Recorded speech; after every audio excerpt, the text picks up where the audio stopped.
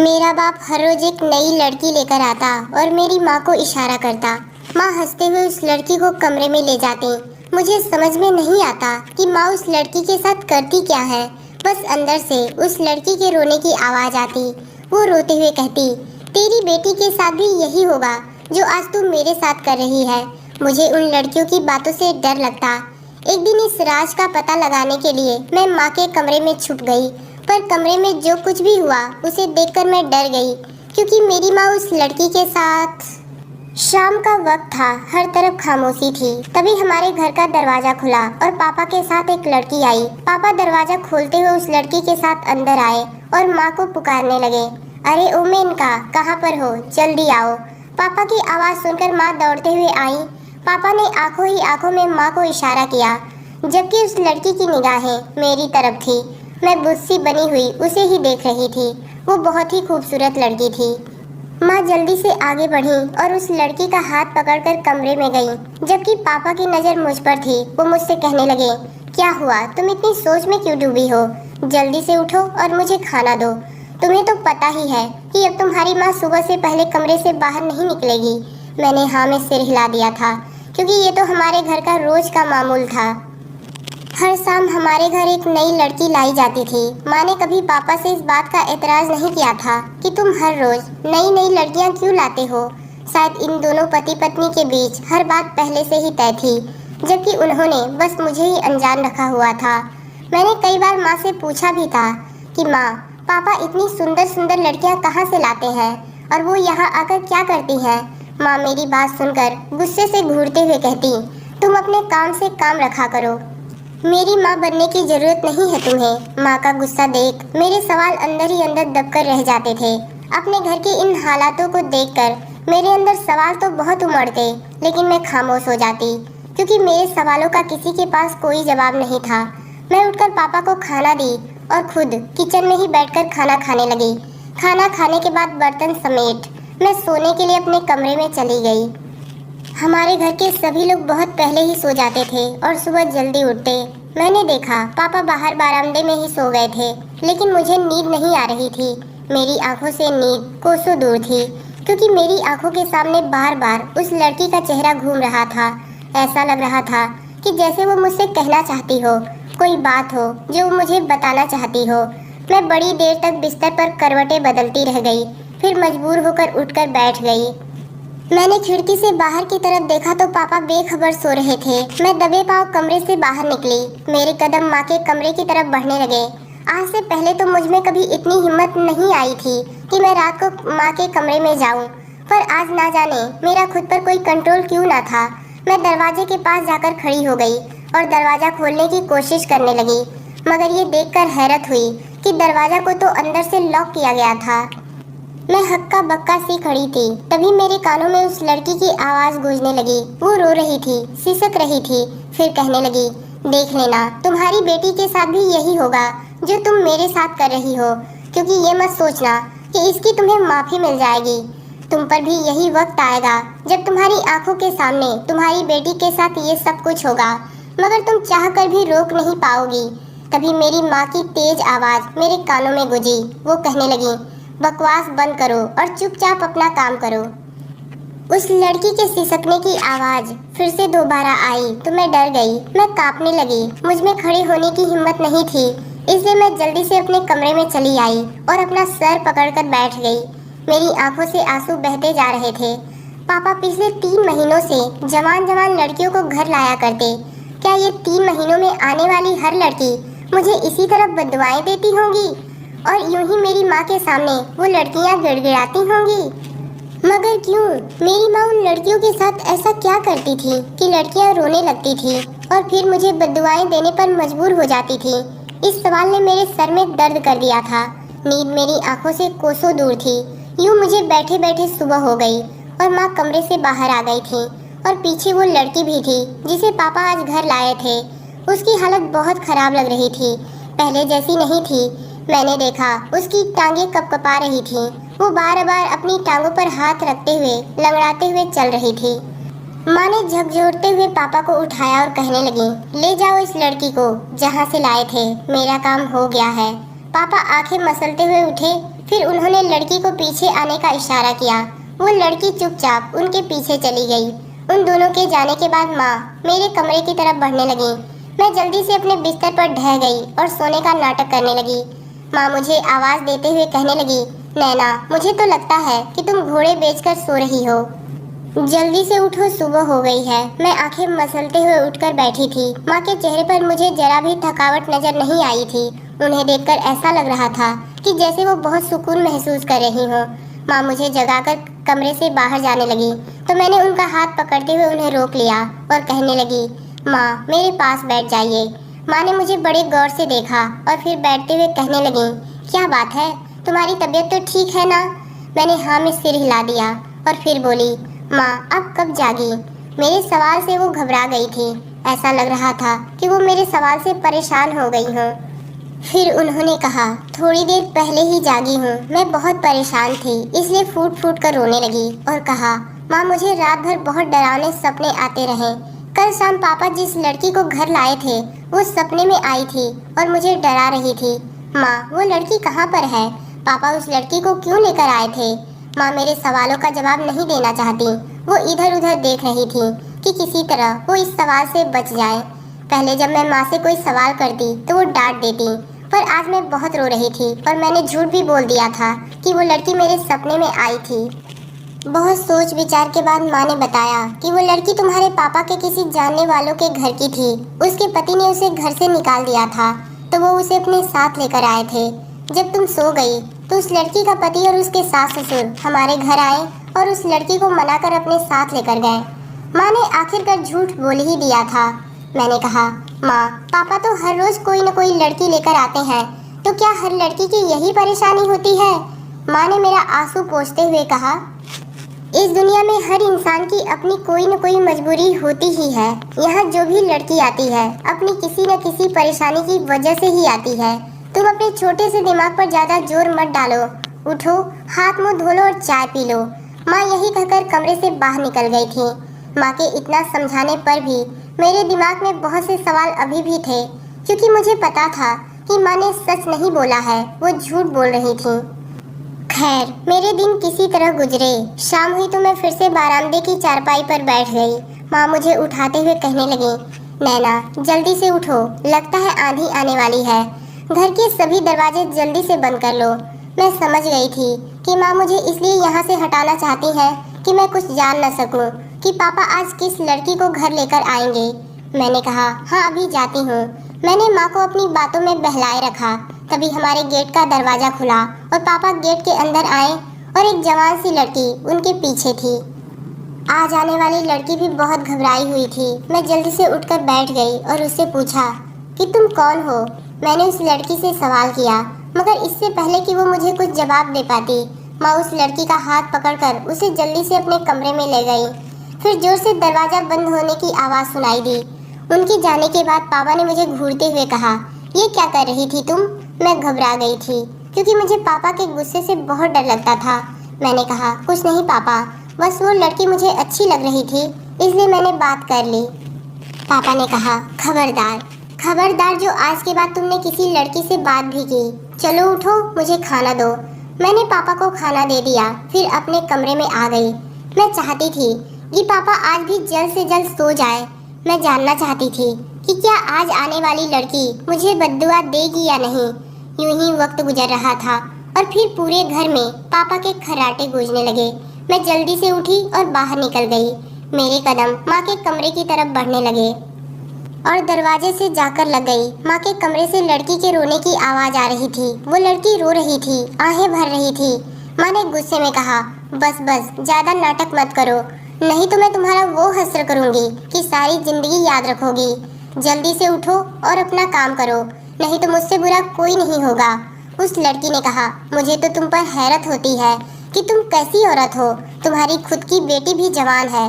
अगर कल को कोई औरत उसके साथ यही सब करेगी तो तुम क्या कर लोगी? एक बात याद रखना, आज जो तुम मेरे साथ कर रही हो, कल को तुम्हारी बेटी के सामने जरूर आएगा।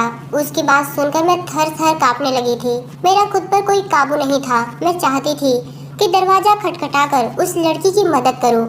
फिर तभी पापा के खर्राटे थम गए थे और मैं जल्दी से भागकर अपने कमरे में आ गई।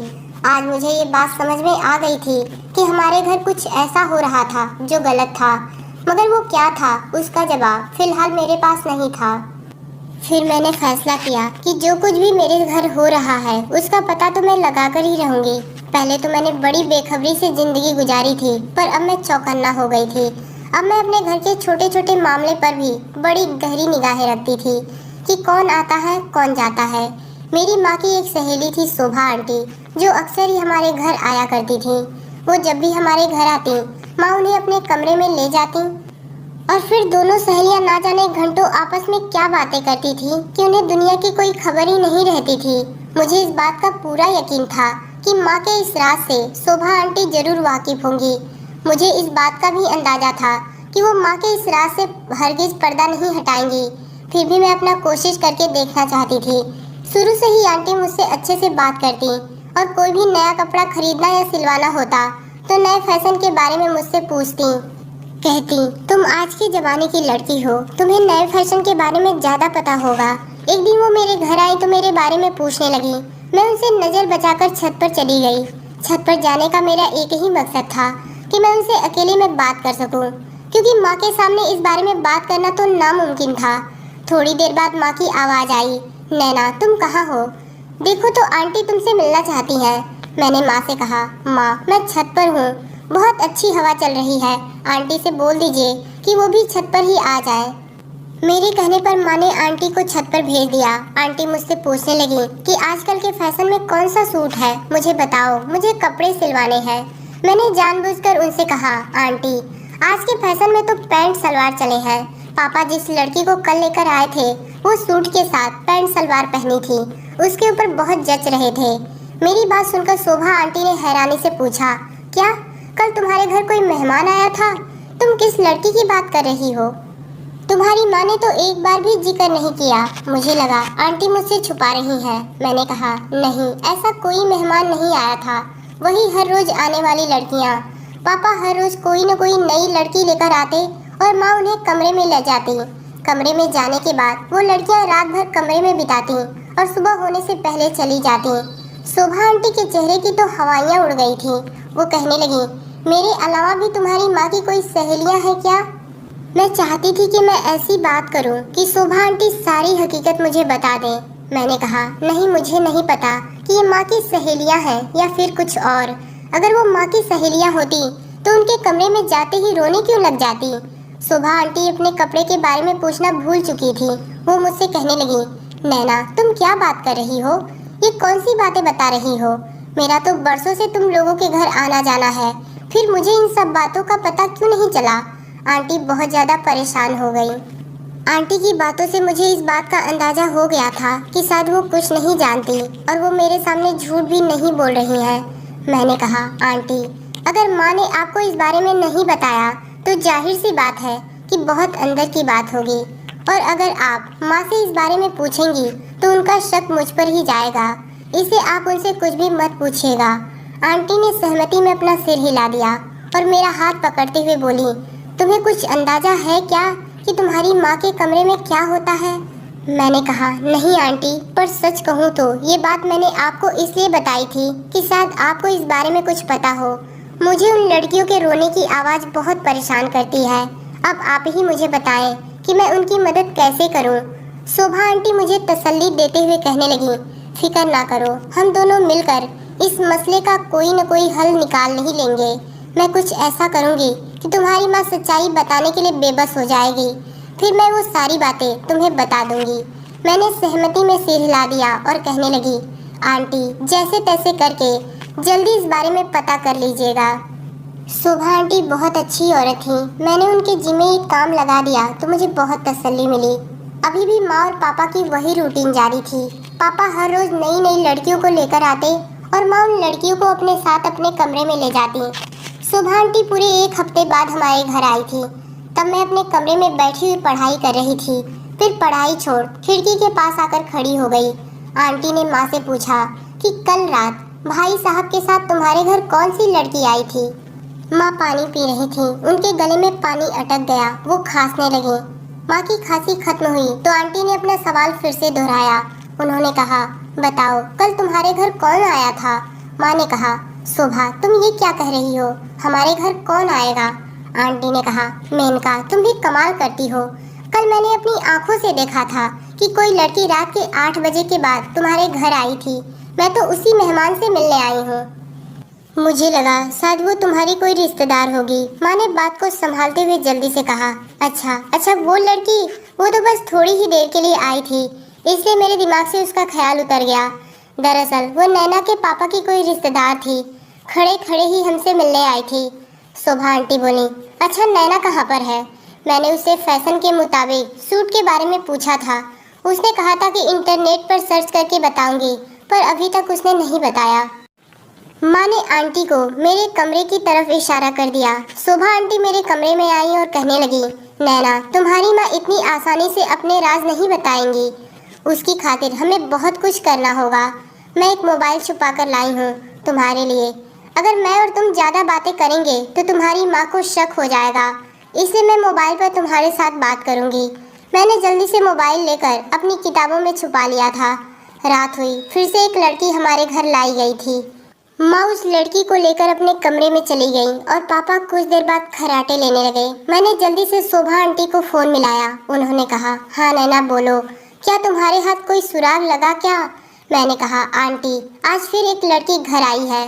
माँ उस लड़की को अपने कमरे में ले गई और पापा खर्राटे ले रहे हैं। आंटी ने कहा, नैना क्या तुम इस वक्त घर से निकल सकती हो, लेकिन बचकर निकलना ताकि किसी को पता न चले, फिर हम दोनों मिल बैठकर कुछ करते हैं। मैंने कहा, ठीक है मैं आती हूँ। मेरे आने की खबर सुनकर शोभा आंटी बहुत खुश हुई। उन्होंने कहा, तुम अपने गेट से निकलो, मैं वहीं आती हूँ। मैंने दबे कदमों जाकर गेट खोला और गेट के बाहर आ गई। सामने ही शोभा आंटी खड़ी थी। वो मेरा हाथ पकड़ अपने साथ ले जाने लगी। उन्होंने कहा, चलो पहले मेरे घर चलते हैं, वहीं पर कुछ सोचेंगे। उनके कहे मुताबिक मैं उनके घर जाने लगी। मैंने शोभा आंटी का घर पहले कभी नहीं देखा था, पर उनके घर में कदम रखते ही ये देखकर दंग रह गई थी कि उनका घर तो बहुत ही खूबसूरत था और उनके घर में दुनिया जहाँ की सारी चीज़ें मौजूद थीं। मुझे ये सब देखकर बहुत हैरत हुई, क्योंकि शोभा आंटी एक विधवा औरत थी। उनके पास इतने पैसे कहाँ थे कि वो अपना घर इतना अच्छा बनाती। वो मेरा हाथ पकड़कर अपने इस कमरे में ले गई। मैंने कहा, आंटी उस मसले का हम क्या हल निकालें? आंटी ने कहा, नैना इस बारे में बात करने के लिए अभी पूरी रात बाकी है। यही कहते हुए शोभा आंटी ने अपनी अलमारी से मुझे एक लहंगा निकाल कर दिया और कहने लगी, नैना मैं चाहती हूँ कि तुम ये लहंगा पहन लो। मैंने हैरानी से उन्हें देखा और कहने लगी, ये क्या आंटी, हम अपना काम करने आए हैं और आप मुझे लहंगा पहना रही हैं? आंटी ने गुस्से से कहा, बस जैसा जैसा मैं कहती जा रही हूँ वैसा करती जाओ। मैंने कहा, पर आंटी। उन्होंने कहा, प्लीज मेरी खातिर ये पहन लो। ये लहंगा भी उस राज के बारे में पता लगाने में बहुत काम आएगा। मुझे आंटी की बातें कुछ समझ में नहीं आ रही थी, लेकिन उनके काफ़ी इसरार के बाद मैंने वो लहंगा पहना। लहंगा पहनने के बाद वो मेरा मेकअप करने लगी। मैंने शीशे में अपने आप को देखा तो मैं बहुत खूबसूरत लग रही थी। आंटी मुझे तैयार करके एक दूसरे कमरे में ले गई। वहाँ पर जाते ही मैं हक्का बक्का रह गई। वहाँ पर एक कालीन बिछी हुई थी और बहुत से मर्द बैठे हुए थे। आंटी ने कहा, नैना अब तुम नाचना शुरू करो। आंटी की बात सुनकर मैंने कहा, पर आंटी आप ये क्या कह रही हैं, हम तो किसी और काम के लिए आए हैं। आंटी ने मुझे घूरते हुए कहा, अगर तुम मेरी बात नहीं मानी तो मैं तुम्हें इन मर्दों के हवाले कर दूंगी। उनकी बातों से मैं डर गई और ना चाहते हुए भी नाचने लगी और सारी रात मैं नाचती रह गई। सुबह होते ही सारे लोग वहाँ से चले गए। उसके बाद आंटी ने बहुत सारे पैसे मेरे सामने रख दिए। उन्होंने कहा, नैना ये लो, ये तुम्हारी आज रात की कमाई है। मैंने रोते हुए कहा, पर आंटी आपने मेरे साथ ऐसा क्यों किया? आंटी की भी आंखें नम थी। वो रोती हुई मुझसे कहने लगी, आज से लगभग 15 साल पहले की बात है। मैं जैसे ही कॉलेज जाने के लिए निकली तभी एक गाड़ी मेरे सामने आकर रुकी और देखते ही देखते उस गाड़ी में बैठे लोगों ने मुझे अगवा कर लिया। मैं चीखती चिल्लाती रही मगर किसी ने मेरी एक न सुनी। मैंने तो कभी सपने में भी नहीं सोचा था कि मेरे साथ ऐसा हो जाएगा। और तुम्हें अंदाजा है कि उस गाड़ी में बैठे लोग मुझे कहाँ लेकर आए थे? वो मुझे तुम्हारी माँ के घर लाए थे। तुम्हारे पापा ये घिनौना धंधा करते हैं। वो लड़कियों को अगवा कर उन्हें नाचने गाने पर मजबूर कर देते। तुम्हें बताया गया है कि मैं एक विधवा औरत हूँ, पर जबकि मेरी तो शादी ही नहीं हुई। मैं कई साल तुम्हारी माँ के लिए नाचती रही और जब मेरी उम्र ढल गई तो उन्होंने मुझसे कहा कि शोभा, तुम अपनी ज़िंदगी अपने हिसाब से जी सकती हो। मैं अपना गुजर बसर करने लगी और धीरे धीरे करके वही काम शुरू कर दिया। जब मेरे पास पैसे आ गए तो मैंने एक अच्छा सा घर बनाया, पर मैं किसी लड़की के मजबूरी का फ़ायदा उठाकर ये काम नहीं करवाती, बल्कि लड़कियाँ खुद मेरे पास आती हैं। पर जबकि तुम्हारे माँ बाप आज भी मासूम लड़कियों को अगवा कर उनसे ये धंधा करवाते, पर मुझे इस बात का थोड़ा भी अंदाज़ा नहीं था कि तुम्हारी माँ आज भी ये सब करती है। मुझे लगा था कि तुम्हारे बड़े होने के बाद उन लोगों ने ये काम छोड़ दिया है, पर जब तुमने उस दिन बताया तो मैं समझ गई थी कि तुम्हारी माँ उन लड़कियों के साथ क्या करती है और वो अभी भी अपने काम से बाज नहीं आई। आंटी की बात सुनकर मैं सदमे में आ गई थी। मैं सोचने लगी कि क्या मेरी माँ इतना गलत काम करती है। सोचते सोचते मेरी पूरी रात गुजर गई और सुबह हुई तो मेरे गुमशुदगी की खबर पूरे मोहल्ले में फैल गई थी, पर किसी को कानों कान खबर नहीं थी कि मैं शोभा आंटी के घर पर हूँ। माँ मुझे ढूंढते हुए घबराकर शोभा आंटी के घर पर आई और कहने लगी, शोभा, तुम्हें पता है क्या कि मेरी बेटी कहाँ चली गई? तुम दोनों तो आपस में बहुत सारी बातें करते थे। क्या उसने तुम्हें इस बारे में कुछ बताया कि वो कहाँ गई होगी? कोई लड़के का चक्कर तो नहीं है? अगर ऐसी बात है तो मुझे बता दो, मैं पागलों की तरह सुबह से उसे ढूंढ रही हूँ। शोभा आंटी ने हंसकर कहा, आपने मेरे साथ जो किया था वो याद है ना? और फिर चोरी छुपे ना जाने तुमने कितनी लड़कियों की जिंदगी बर्बाद की। मुझे तो लगता है कि उसी की सजा मिली है तुम्हें। उन दोनों में यही बातें हो रही थी तभी मैं बाहर आई। माँ मुझे देखते ही मेरे पास आई और कहने लगी, मेरी बच्ची, तू कहाँ चली गई थी और ये क्या पहना है तूने? मैंने कहा, माँ, आज आपकी बेटी कुछ घंटों के लिए गायब हुई तो आप इतनी घबरा गई। आप और पापा जिन मासूम लड़कियों को अगवा करके लाते हैं और उनसे गलत काम करवाते, तब आप लोगों को थोड़ा भी नहीं लगता कि उनके माँ बाप पर क्या गुजरती होगी? वो भी तो किसी की बेटी होंगी। माँ ने कहा, बेटा मुझे माफ़ कर दो। मैंने कहा, मैं आप और पापा को एक ही शर्त पर माफ़ कर सकती हूँ, अगर आप दोनों ये काम करना छोड़ देंगे। माँ मेरे कदमों में गिरकर कहने लगी, ठीक है बेटा, मैं तुमसे वादा करती हूँ कि आज के बाद मैं और तुम्हारे पापा ऐसा कोई काम नहीं करेंगे। उस दिन माँ और पापा दोनों जिस तरह मेरे लिए तड़पे थे, उन्हें एहसास हो गया था कि सच बात है, वो जिन मासूम लड़कियों को लेकर आते हैं वो भी तो किसी की बेटी होती हैं। उस दिन से उन लोगों ने एक गलत काम छोड़ दिया और मैं हंसी खुशी उनके साथ रहने लगी। तो दोस्तों, ये कहानी आपको कैसी लगी कमेंट में बताइएगा। धन्यवाद।